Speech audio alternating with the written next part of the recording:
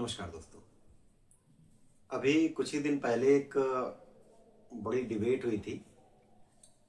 एक कोई समाइल मुफ्ती साहब थे और एक जावेद अख्तर साहब थे।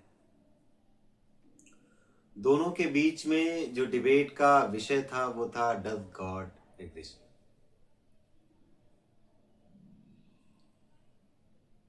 एक जावेद अख्तर साहब वो इसके खिलाफत में थे और दूसरे जो मुफ्ती साहब थे वो इसके समर्थन में थे। लोगों ने जब उनकी दलीलों को सुना तो उनके अपने अपने विचार उत्पन्न हुए, या फिर वो उनके विचारों से सहमत या असहमत हुए। बात हमारे सामने अगर आ जाती है तो हमारे सामने भी ये सवाल लाजमी है, उठना चाहिए। आप अगर थोड़ा सा भी दिमाग रखते हैं तो आपके मन में ये वहम होना चाहिए या फिर ये सवाल उठना चाहिए कि क्या सच में भगवान होता भी है या फिर नहीं। और सोचने वाली बात ये है कि किसी भी चीज का अगर एग्जिस्टेंस है तो उसकी स्वीकृति सभी के द्वारा समान रूप से होनी चाहिए। चांद है, तब मानेंगे इसको चांद है। नाम कुछ भी रख सकते हैं, ये अलग की बात हो गई, लेकिन हाँ उसके गुण, उसकी मेरिट्स, उसकी डिमेरिट्स, उनको चेंज नहीं किया जा सकता है। कहने को कोई उसे मून बोले, कोई चांद बोले। उसी तरीके से सूरज है, हवा है, पानी है, का सबका स्वभाव है अपना, और आप इनके स्वभाव को नहीं नकार सकते। अब बात आ जाती है भगवान की। अगर एक तरीके से प्रकृति को ही भगवान के रूप में देखा जाए और कहा जाए कि हाँ नहीं, प्रकृति ही भगवान है, ये मान लेना बड़ा सहज और बड़ा सरल और बड़ा तार्किक होगा। क्यों होगा?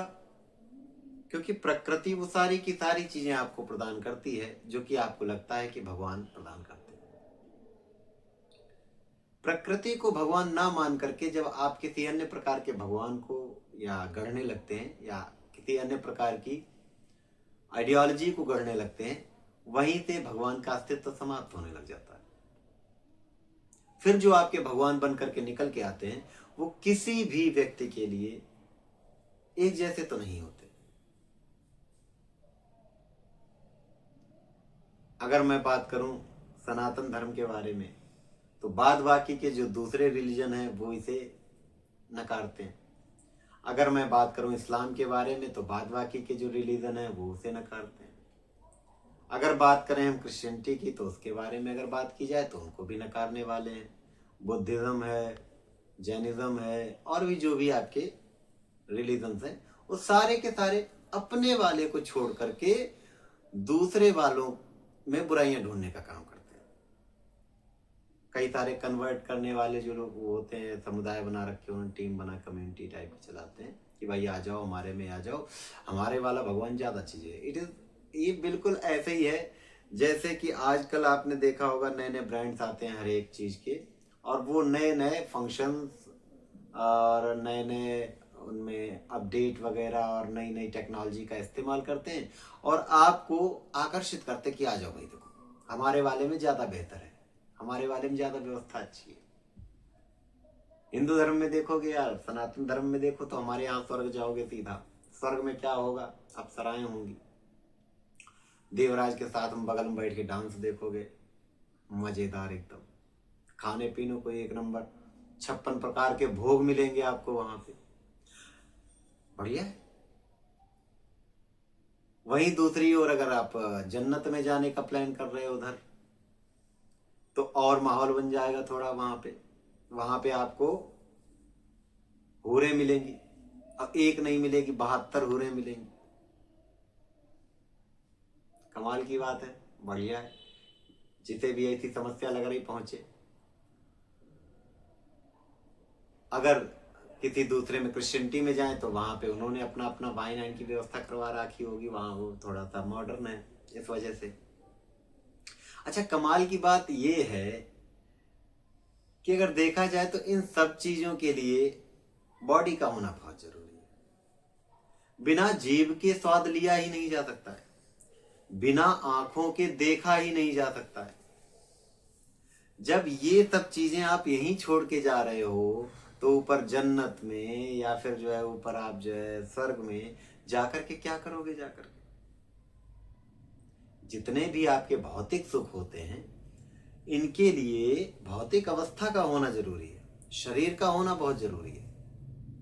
और कहीं ना कहीं हर एक इंसान, हर एक व्यक्ति इस बात को मानता है कि ऐसी कोई चीजें हैं ही नहीं। अगर ऐसा ना मानता होता तो फिर वो आज ही खुद को मार लेता, सीधा स्वर्ग में पहुंच जाता, 2-4 अच्छे कर्म करता पैदा होने के बाद में और मर जाता, सीधा स्वर्ग पहुंच जाता, वहां जलवे होते उसके।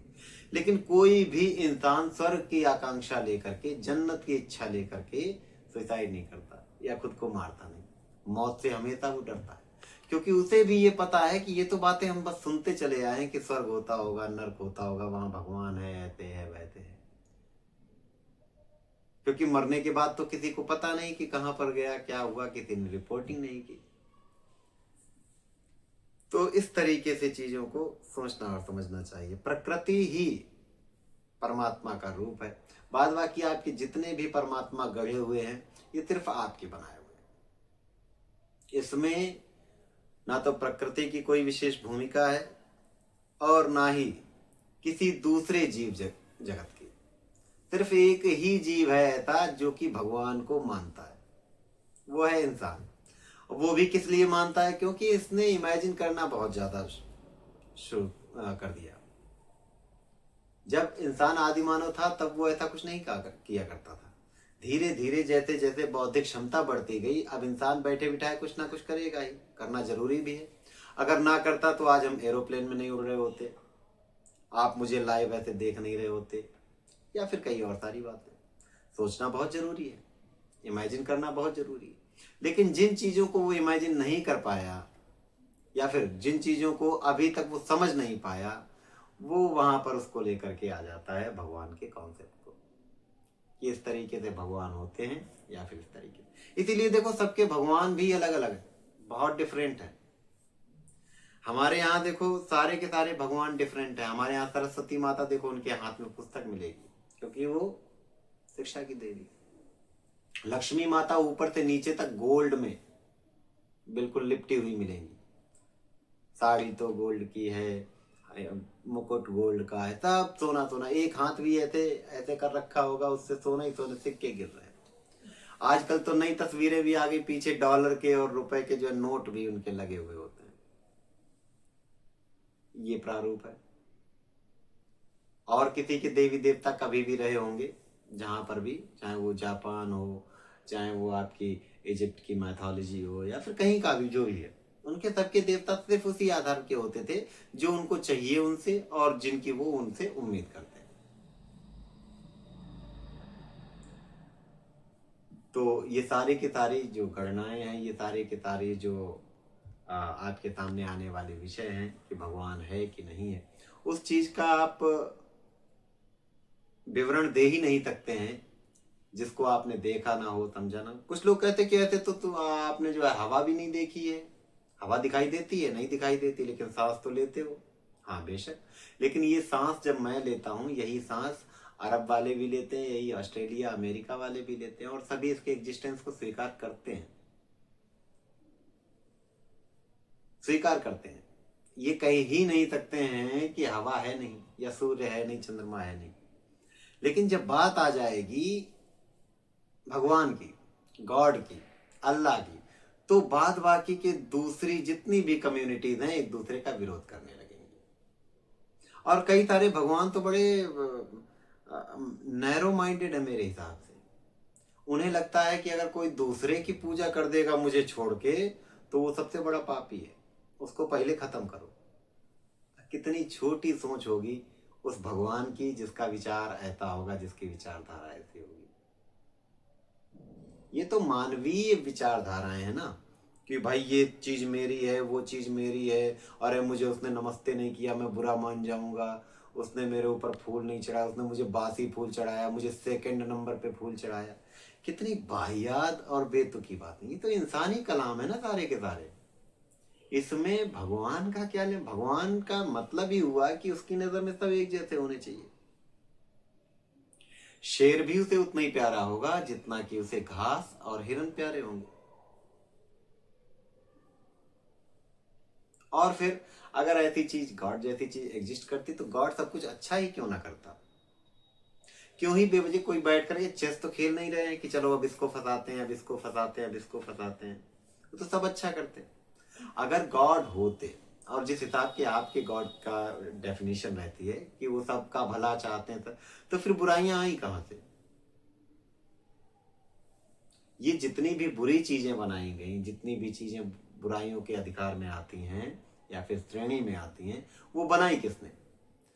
आपके ही हिसाब से या मानने वालों के हिसाब से भगवान की इच्छा के बिना एक पत्ती या एक पत्ता नहीं हिल सकता। यहाँ पे सारे की पूरी धरती हिली डोल रही है। तो फिर भगवान गलत सोचता ही क्यों है? अगर उसके तब हाथ में ही है, पक्ष में ही है।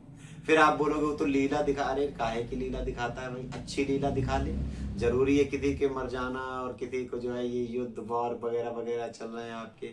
शेर जो है वो हिरन को खाए, शेर को भी जो है वो घास खाने वाला बना देते, घास का मिट्टी खाने वाला बना देते। घास को भी तो दिक्कत होती, मिट्टी से वो भी नहीं होती, लेकिन नहीं बनाया गया।